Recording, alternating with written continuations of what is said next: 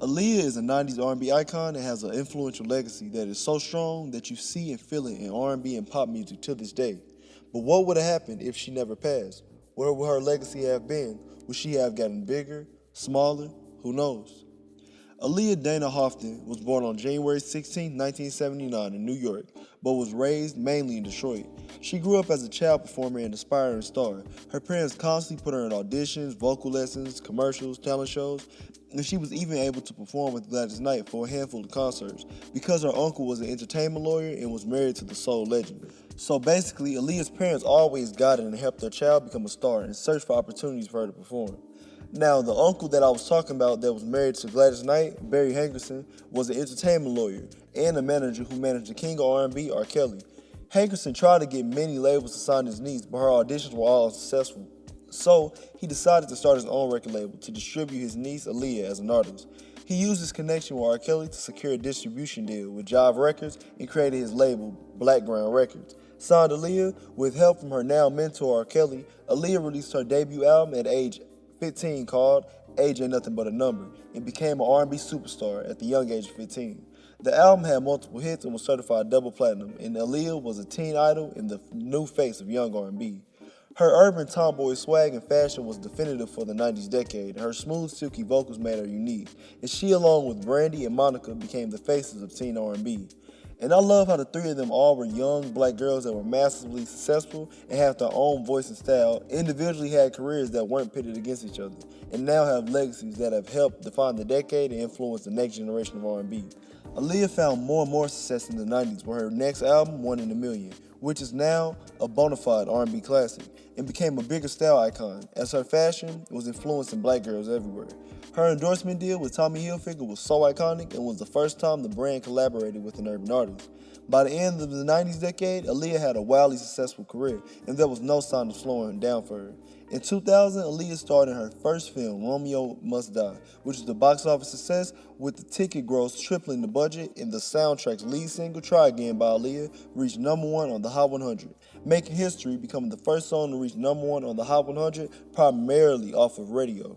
Aaliyah was now a #1 singer and a movie star, and actually had another movie in the works titled Queen of the Damned.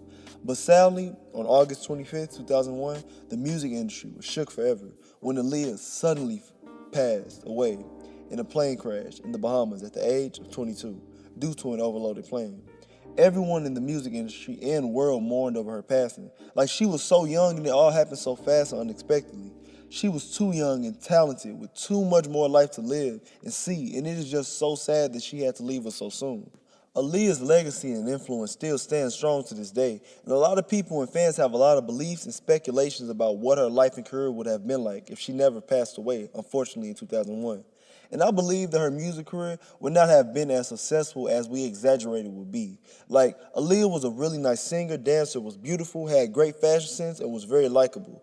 She wasn't as strong of a singer, kind of in the vein of like a Janet Jackson with a little bit more bass and power, if I could describe it.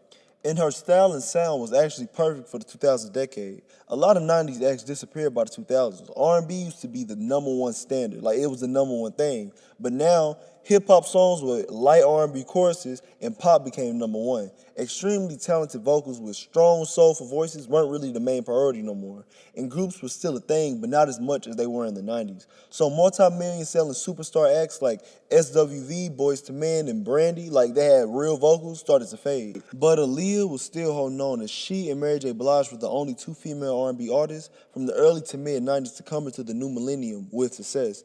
And I mean, there were still like our female artists, they didn't just totally disappear like Monica and Brandy. Actually, Monica had a really nice little run in the early 2000s, but Monica and Brandy, they didn't have the same impact and like dominance like on the charts that they had in the early to mid 90s. Y'all get what I'm saying?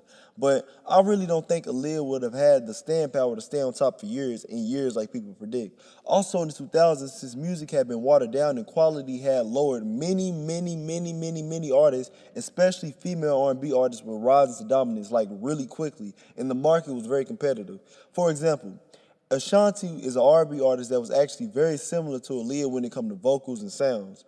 Her debut album was a colossal success, debuting at #1 with 500,000 copies in its first week, making history with the #1 in 2 songs in the country, first female artist to do that, 12 weeks at #1 with Foolish, Grammys, awards, Billboard awards, like she was a superstar. But by the next album, things started to just go downhill for her success. Nivea came out and had some successful songs here and there, but she didn't last long. Sierra actually had a huge debut with her debut single going #1 for 9 weeks, album being certified triple platinum, being named the queen of crunk music. But after the second album, things went down for her too. Maya had just started to flare out in the 2000s also. There were more successful black female artists in the 2000s that came and went, but only two, and I know it sounds crazy, but yes, only two black female artists were able to sustain careers as #1 superstars for decades to come, and that was obviously Beyonce and Rihanna. And Aaliyah would not have been able to sustain the amount of saturation in the industry that was going on. And I know a lot of people might say, but Ashanti only was successful because she was another Aaliyah. No, she was working hard for years and is very talented. It was just too much competition. So when these female artists like Sierra, Nivea, Rihanna, and Ashanti started blowing up, where's the room for Aaliyah? I know y'all don't want to accept it, but it's true. Aaliyah was so successful in the 90s, and some of that is due to the fact that she never had to deal with competition. There was Brandy and Monica, but they had their own styles in 2 different lanes, so Aaliyah was able to thrive in her own lane and right. And Beyonce was in the group, so there was no competition she had to face. But by the 2000s, the whisper singer, Janet Jackson, Aaliyah-like sound was everywhere. Rihanna was able to sustain because she was just so versatile with her sound, her style, and her image, leading her to gain success in multiple different audiences and different genres all across the world. She was also from the Caribbean islands, so she was instantly uniquely marketable. What female Caribbean pop star has ever reached superstardom? Or can you even name a female Caribbean artist with 5 top 10 hits?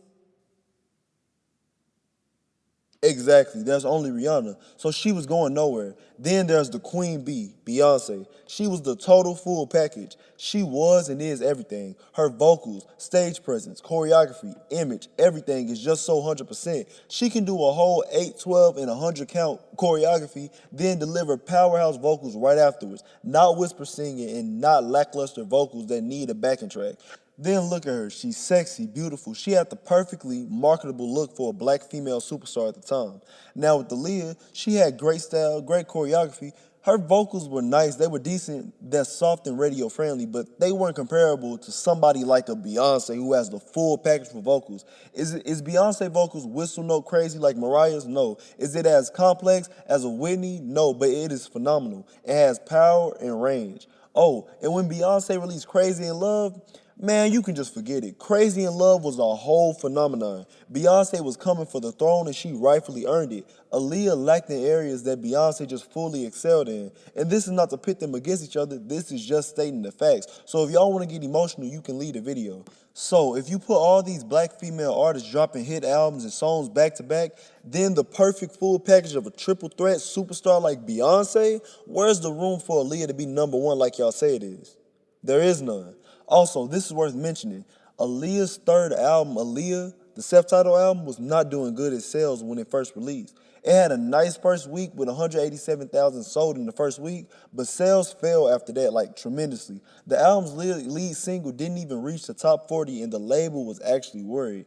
Aaliyah was in the Bahamas to shoot the video for Rock the Boat because the label really wanted a single that was going to help the sales. And they were actually uncertain when they were even going to release it because of how low the sales were. It wasn't until after she passed that the sales of the album rapidly increased. Like, when artists dies, it instantly make their popularity skyrocket, like out of this world. And especially when they're young and as current as Aaliyah was, they become instant icons and more godlike figures because there's a mystery behind them now. And they're much more intriguing because there's literally no access to them.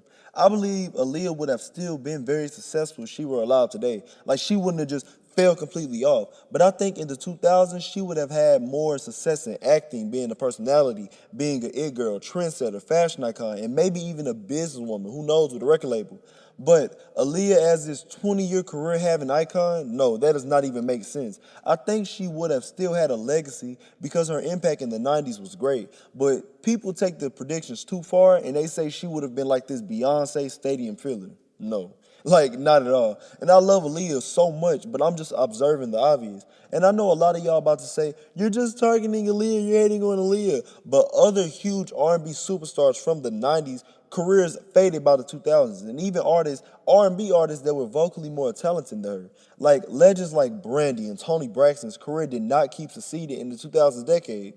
And is there a problem with that? No. Like, they seen their best times in the 90s, and that is okay. It's not the end of the world, y'all. Stop being so dramatic. Artists have their peaks. They can't just stay at the top forever. Eventually, things die down. In conclusion, Aaliyah is an impactful, influential R&B icon who will be remembered in music history as a strong survivor and talent for generations to come. She lived her life to the fullest during the short time she could and was a very phenomenal young woman. We will always remember Aaliyah.